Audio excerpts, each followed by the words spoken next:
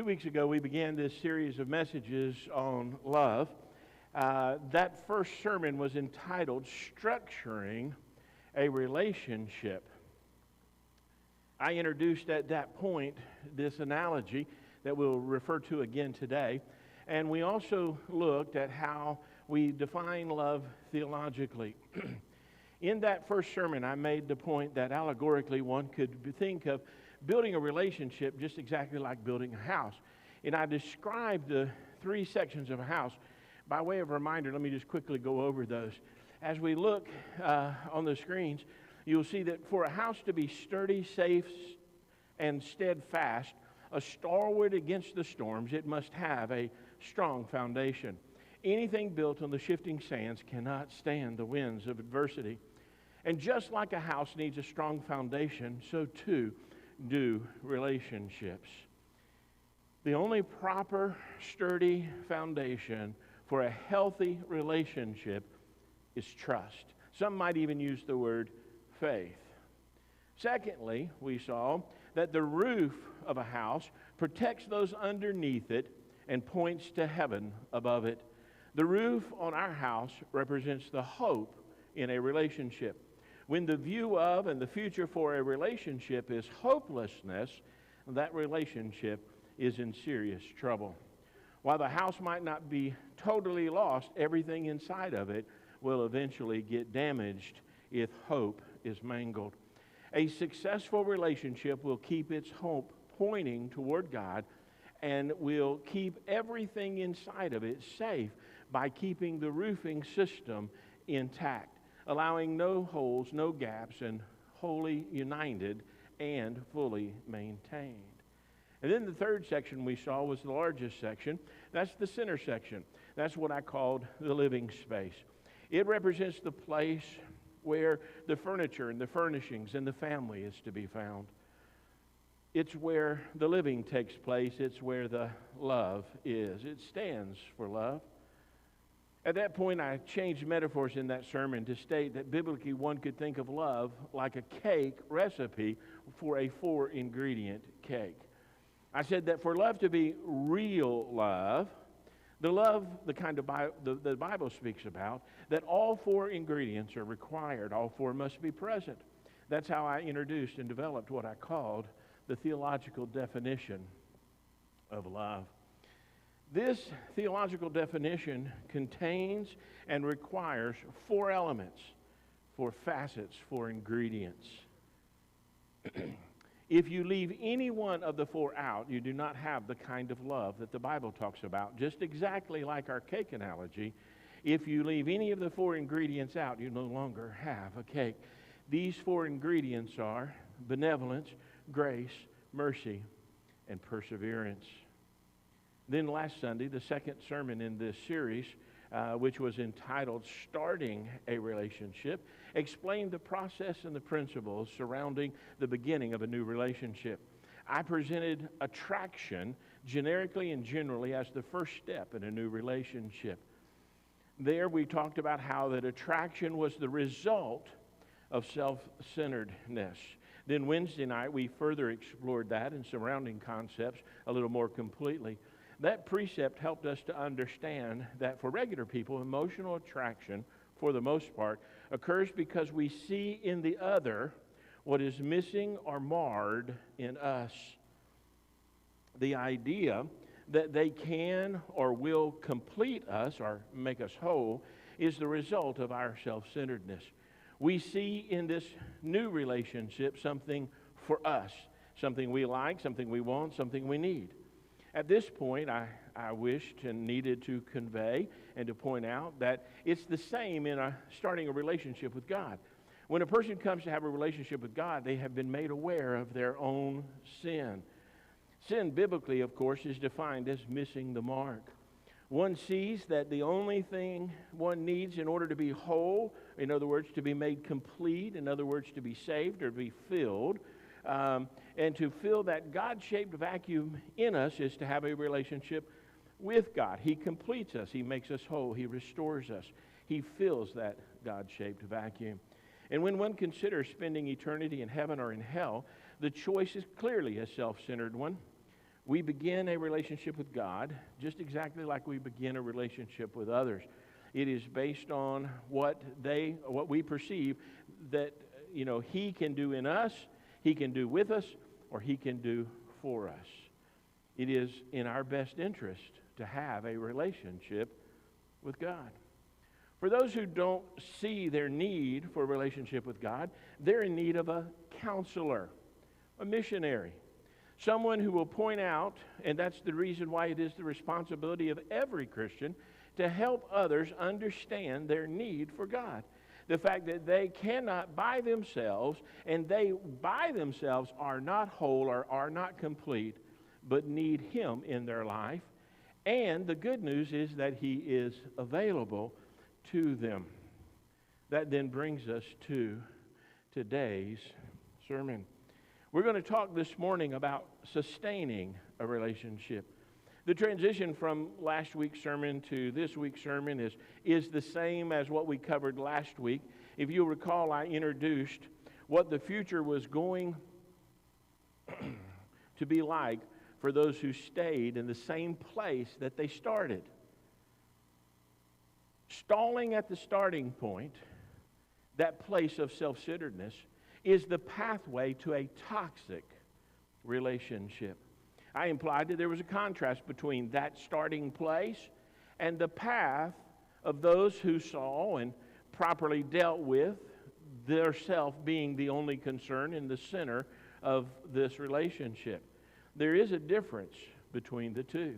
There's a great difference in the future and in the fulfillment of a relationship where real love has replaced self-centeredness as the chief characteristic in the relationship. By addressing today's topic, what I want to do is take the word real and use it as an acrostic, and at the beginning here, in the first part of this sermon, to deal with what do we mean when we're talking about these things. Well, the very first thing I think we have to look at is to recognize the presence and passion of self-centeredness. To recognize it, self-centeredness left untreated will always grow naturally into selfishness. Let me say that again. Self-centeredness left untreated will always grow naturally into selfishness. Self-centeredness is pretty much the core passion of all humans. Its unrecognized presence not only takes away from the beauty of the landscape of our lives, but it also drains the vital nutrients that are necessary for healthy growth. If nothing is done to regulate the unrestrained self-centeredness, it will continue to drain and dominate the environment. Before you can regulate it, though, you must recognize it. That's why under this section, I'm simply calling this uprooting the deeply rooted. Self-centeredness is a deep part of who we are. And to unroot it is going to take quite an effort. In fact, that's why secondarily, we look at the E in real. It is to evaluate the pervasive and the persuasiveness of self-centeredness. It is so deep in us is this root system, so deeply rooted in us that pruning or even trying to kill the fruits of self-centeredness will never kill its roots. Much of our life feeds on and is fed by the underground and out-of-sight workings of a complex root system that operates mostly, mainly, and benevolently in the dark, out of sight, working underground in those dark areas of the mind. This one root system anchors and attaches and advances nearly all of the unhealthy traits and toxicity in our lives. Most people, when they see the whole of it, when they see that all that is connected to it and all the places that it runs, everything coming back to that one root system, they're unwilling to attempt anything that large. That's too big a project. Tackling such a massive undertaking, dealing with something that is so near and dear to us, especially when it has our ear and our heart, it's just too much to ask. Which then leads us to the third part of real love. Real love is how we abort the persistence and perversion that comes from self-centeredness. Just like it is so pervasive and it is so persuading, and we get convinced in ourselves that we really know what we're doing and we really know how these things go, because our heart persuades us, we rarely look at the effects of it. Here, this is the persistence of it. No matter how many times you treat it, it wants to hang on. It wants to keep coming. The unrooting that deeply rooted system must first result in us understanding the development of that deep root, and then we got to upset our daily routine, something most of us don't really want to do.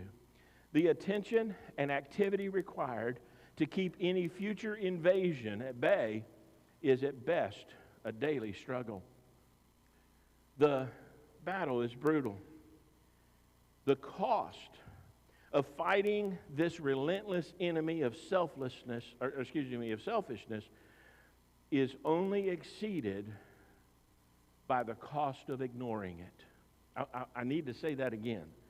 The cost of fighting off this relentless enemy of selfishness is only exceeded by the cost of ignoring it, and even worse, by losing the battle to it. When we come to look at the L in real love, it is just today going to stand for the idea of love. This is how we prioritize and practice the opposite of that, which is self-sacrifice. Love is the prioritizing and practicing of self-sacrificing. These things bring us to benevolence and grace and mercy and persistence. All of those, when those become the elements of our life, a loving relationship keeps self-centeredness in its rightful place, a place that results in service to and sacrifice for the one loved. It keeps the self in proper view so that the loved one is prioritized. This is best illustrated by the public service announcement that is heard at the beginning of every flight. If the oxygen mask drop, please secure your own mask before assisting others. Love and self-sacrifice go hand in hand. One will grow as the other grows. Love will grow and self-sacrifice will grow. They grow simultaneously. But the same is true in reverse. As love is reduced, so too is the likelihood of one sacrificing themselves for the other. The Bible and experience could easily reveal today that one is far less likely to sacrifice themselves for the people they don't love. Of course, when I said that this was the first part, it gives way to and opens the door to say, well, there's got to be a second part. You're right, it's the longer part of today's sermon. This plan to talk with you about sustaining a relationship is not going to be good for me to address without addressing also the fact that today is the 15th anniversary of New Church Memphis.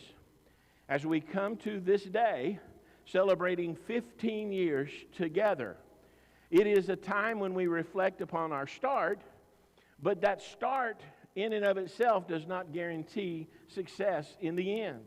It must be whatever it was that started here must be sustained here, or there is no success. You see on this behind me, this idea, and you'll see it again next week, I think, Lord willing. It was one of the things that the coaches would tell us. You can start a play. Play be right, play be good, everything's good. And if you practice it and practice it and practice it, and you keep doing well at what you're practicing, and the right play is called, you should be successful. So when it comes time for us to look at what this is and how this develops, what we need to know is that traits that it takes to sustain and grow a church are the same traits that it takes to sustain and grow a relationship. And the traits that it takes to grow a relationship are the same traits that it takes to grow and sustain a church fellowship. When we begin to recognize that, there's a couple of things. Because number one, there are so many traits that healthy relationships need. And secondly, since each relationship will accentuate the traits that they have in different combinations. And then thirdly, because the different traits will be utilized at different times in different ways by different people, instead of simply trying to list a whole bunch of traits this morning, I'm rather going to try to summarize them under 6 individual words. These 6 individual words also are an acrostic, and they come from the word trait. So this morning, as we look at some of these things that are the chief characteristics that help us when we go to constitute and try to look at the requirements for a healthy relationship, we're going to need to look at the word traits. The first of these words is the T, and it's the first of these letters is T, and it stands for transparency. Transparency. There's a difference between transparency and honesty. You need to be honest in all of your relationships. In fact, this week I heard a pastor preaching a sermon, and he talked about there are 2 things, and this was a great interview. He said there are 2 things that if you're going to be a Christian in today's society, you need to be committed to. The first is something personal, and it is this: you need to commit to never tell a lie. And so everybody in the congregation was just kind of looking at each other thinking, well, duh, I mean, everybody would know that. That's like Sunday School 101, right? I mean, you learned that from the very beginning. Don't lie. Don't tell a lie. But the reason he made then such an emphasis with that and came back to talk about it was because of his second truth. Don't let anybody lie to you. Don't let anybody lie to you. Don't lie, and don't let anybody lie to you. And then he went on to develop how that we lie when we keep silent when somebody else is telling a lie. If somebody else is telling a lie, a boy can be a girl, and we don't speak up, then we are being part of the lie. We bought into that deception by our silence. And so for us, we need to recognize that not telling a lie puts an equal responsibility on us to also not let a lie be told when we can prevent it, when we can tell the truth.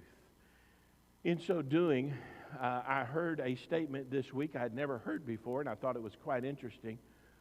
This woman assessing the average relationship in the United States of America, looking at a couple between a husband and a wife, made this statement: every relationship contains either a liar or a fool. Every relationship contains either a liar or a fool. And then the question was, which one are you? And in so doing, what this woman advised her friend to do was, it's better to be the liar than the fool. Now, I submit to you, America's in pretty bad shape if that assessment of relationships is true. Transparency is much more than truth. And you cannot afford to be transparent with anyone you're not willing to have an intimate relationship with, because it reveals a heart. It reveals not just honesty, but your heart. It reveals a deeper level to you. And I submit to you that transparency is going to be an important trait for those who would have a proper, healthy relationship. Transparency will connect to the foundation of trust. You see, if you're transparent, then you can be trusted because you have no ulterior motives. You're not hiding anything. You're honest. Transparency will cover communication. You hear how the number one thing for years and years and years has been that divorces happen because of a lack of communication in a relationship. Transparency covers communication. It ensures that communication is consistent and clear and candid. Nobody's hiding anything. Nobody's lying. Transparency champions honesty as a cornerstone in a relationship. In Ephesians chapter 4, verse 29, the New American Standard translates it this way: let no unwholesome word come out of your mouth, But if there is any good word for edification or for building up, according to the need of the moment, say that, so that it will give grace to those who hear. Excuse me. Honesty, transparency, communicating, all of these things are wrapped up in this word that stands for T, transparency. Secondly, of course, is R. And R is a big one. R stands for respect. How often I see couples where respect has gone out the window, where they simply do not engage or act like they have any respect one for the other. Respect emphasizes the essential need of variety. Respect says, yeah, you're not like me. You don't think like me. You don't act like me. You don't bring to the table what I bring to the table. But you know what? That's necessary in a relationship. You need the other person to complete you, to help you see the blind spots you cannot see. So the first good thing about respect is it emphasizes the essential need for variety. But secondly, it also, when properly done, reveals the esteemed nature of valuing each other. When you respect someone, you are showing them that you value them. You value their opinion. You value what they think. You do, in fact, have a place in your world to hear from them. And you carve out their opinion as being something that is worthy of your respect. In 1 Peter chapter 2, verse 17, the New Living Translation puts it this way: respect everyone and love the family of believers. Fear God and respect the king. The word respect here is a word that means to honor, to attach a value to the expressions, the feelings, and the meanings and the opinions of the other. Respect occurs in healthy relationships. If you do not have a relationship that has respect as one of its opening key components, you need to examine that relationship, because where there is no respect, there is no honor. Where there is no honor, there is no commitment. And so as a result, thank you, where there is no respect, there is in fact a death sentence on a relationship. No one will stay with one who continues to dishonor them. Do you know the reason that Memphis has so many shootings? We could talk about how that people aren't trained and were raised wrong and access to guns. And we could bring up a million things. But you know what? When you interview who shot who for what, the number one reason? They disrespected me. So how much could we avoid if we just brought respect and dignity and honor and value? And you are created in the image of God just like me. And we learned to listen to one another, and we did these things. How much of that would we avoid? How much of the problems would we avoid simply by reintroducing respect back into not only our vocabulary, but our lives? The third letter in traits, of course, is the word A, the letter A. And today I'm going to use it to talk about accord. It signifies that two have become one in a partnership. Now, respect says, it emphasizes the fact that there are two people in this relationship. And you're entitled to your opinion, and I'm entitled to mine, and I'm not going to diss you for you having your opinion. We will see what we can do about putting them together. I tell men all the time, your wife is the part of your brain that got damaged when you became a male. Now, I have to explain that because most don't understand. When baby boys are born, a bath occurs in their brain at a certain point, and it does some brain damage. So all men are brain damaged. Of course, you women already know that. Don't amen too loudly. Please stop cackling, okay? But it's true. When you engage in a partnership, when you tell the Lord that this person is your person for life, when you get married, the two become one. you need to recognize that every time you try to make a decision without consulting your other half, you're making a half-brain decision. And sometimes worse than that, because what you bring isn't really a full half. So when you don't consult your other half, when you're not in accord, when you're not one, when you're not together on your decisions, this accord means that two have become one in a partnership. It's all about unity. It denotes acceptance. It denotes agreement. It denotes accord. All of those A's come because we begin to recognize that we must present a united front. Often I hear parents talking about how they don't have a united front in front of their kids, and their kids take advantage of it. I submit to you that it's not just going to be kids who take advantage of the failed united front in a relationship. I read just this morning that it will be also the immoral woman who will take advantage of your husband where there is not a united front, from Proverbs 7. As we look and as we deal with this idea of accord, it means that we need a united front in facing our enemies and in facing life. The partnership must act as one. Even, hear this, even when we're not in unison, we must be in harmony. Do you understand that? It doesn't mean you sing exactly the same notes. That's unison. But your part and the other's part don't need to be in different keys. They don't need to be in different... You don't need to be singing one song while the other one's singing another song, unless it's written that way. But for the most part, you want to be singing in the same key. Unity is not unison. It's harmony. Learning to sing and do your part. That then leads to the I in traits, which is the word involvement. You do have a part. You do have a role to play. That I is not only your involvement, but the involvement of your significant other. Ignoring the other in a relationship is not permissible where there is proper involvement. You will not choose to ignore the one you love.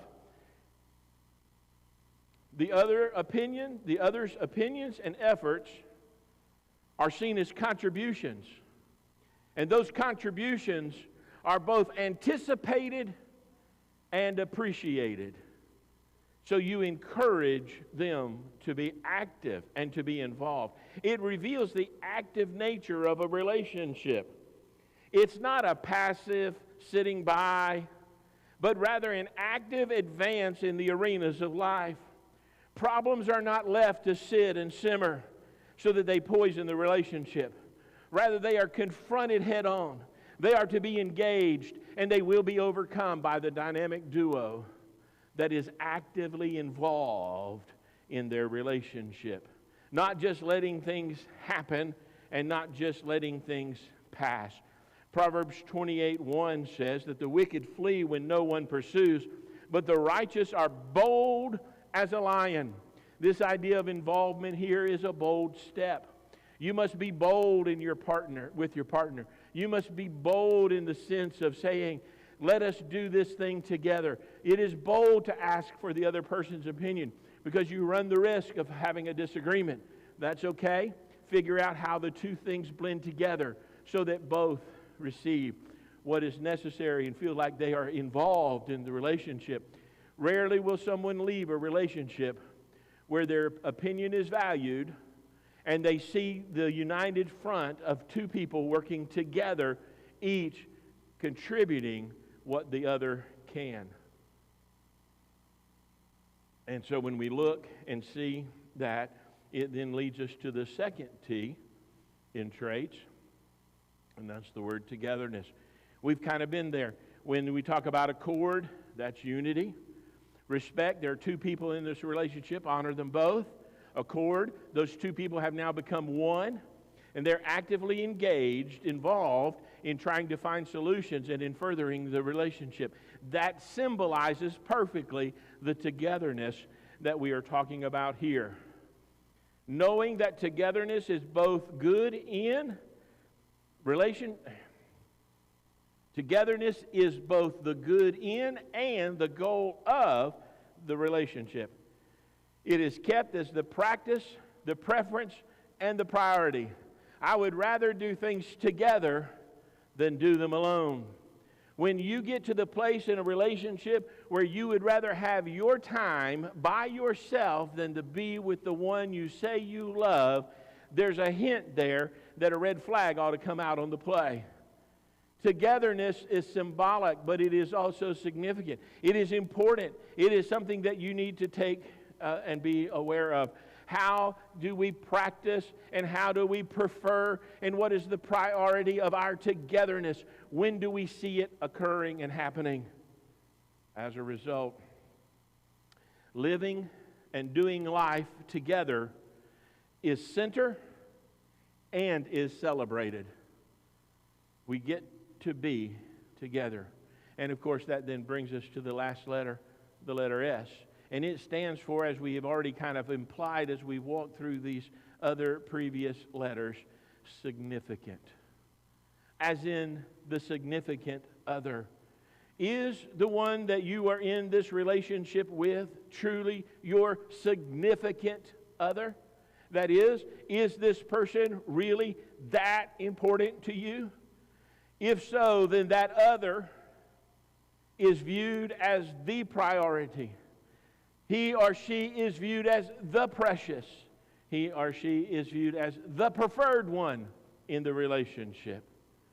It is not about self-centeredness that keeps the focus on you as being the priority or the precious or the one that is preeminent. It shifts. And as you have worked now to get that relationship sustained, and as you continue to grow in that relationship, and as love grows, it begins to take over and it gardens out all of those negative traits that selfishness brings to the table.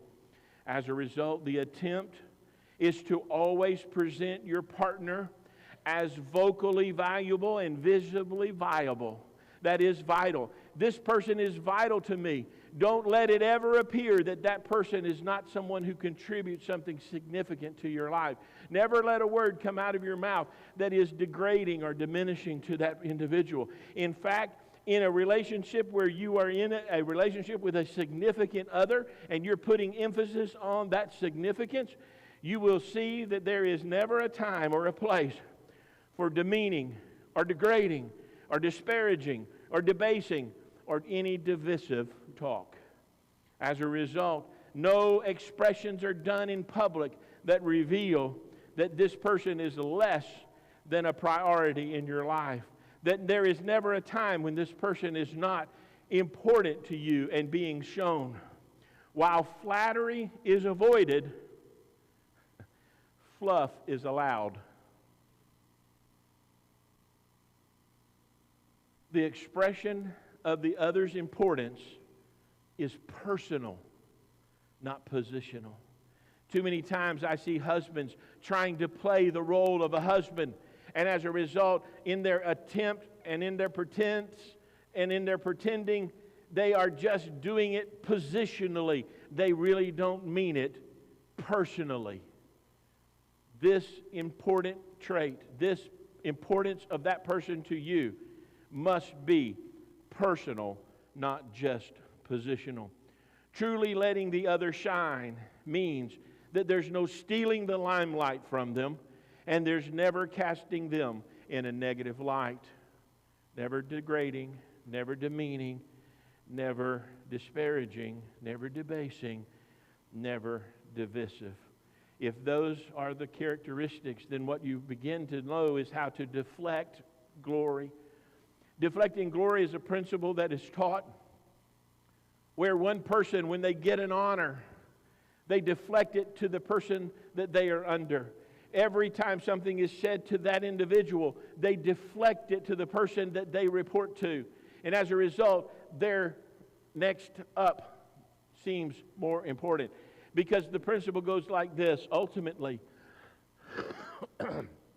when a wife receives a compliment and she turns that into a compliment to her husband, and her husband hears that and senses that and sees that, he is not to stop this process, but he too is to deflect that praise, to deflect that glory that came to the wife and from the wife to him, and now from him it's gaining momentum. It's like a ricocheted bullet, and it must now be directed to the ultimate authority, to God himself. When we stop that process, when we stop the process of this deflected praise, we as a result begin to just simply become the target or the emphasis, or we become center in the self and self in the center. We begin to stop and take God's place. So instead of deflecting it to the authorities that God has placed in our life, we instantly have stopped that praise from being magnified, from growing, and as a result, laying at the feet of God.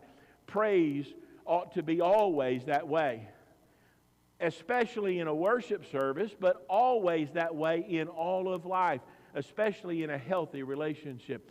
When you are praised, how does that reflect on the person you are in a relationship with? Find that way and give credit where credit is due. The deflection of praise is the magnification of praise until it gets so large that it must be laid at the feet of God. That is how deflecting praise works. So that when someone receives a compliment or a praise, and they then in turn take it and give it to someone else, it grows, and then that person gives it to somebody else, and that praise grows, and then ultimately the last person lays it at the feet of Christ.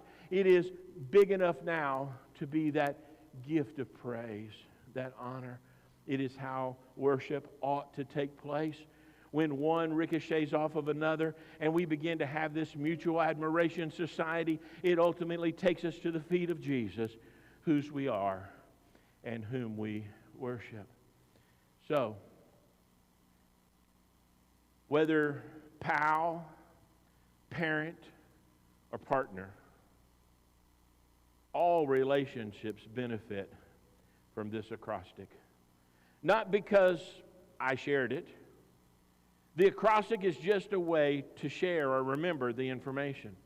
The information by itself is like faith without works. It's dead. It will only accomplish the desired results when it is worked. When you begin to practice these principles, it is the practicing, not the preaching, that changes lives. It's what you do with what you heard, not how I said what you heard. How I said it doesn't matter. What you do with it makes all the difference in the world.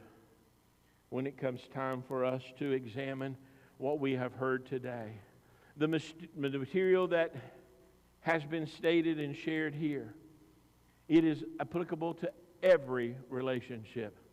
Husband and wife, mother and daughter, son and father. Every relationship, friend, co-worker, family, church member, wherever you are at, you will find that these principles will work if you will work them. As a result, I hope that on this anniversary Sunday, that these traits will be lived out in our fellowship and in all of our friendships and in all of our families. Let's pray together. Father, we thank you for the opportunity to be in your house today. Thank you for this that you have brought to our attention. I pray this morning that as we get ready to prepare to depart this place, that you'll help us to recognize and to see how important it has been for us to hear these things, and now help us to begin to implement them. Help them bring back this way of pointing men, women, boys, and girls to you because of the relationships we enjoy and the relationships we have. And so, Father, may all that we say and all that we do bring honor and glory to lay at the feet of Jesus, in whose name we pray. Amen. As the band makes their way back up,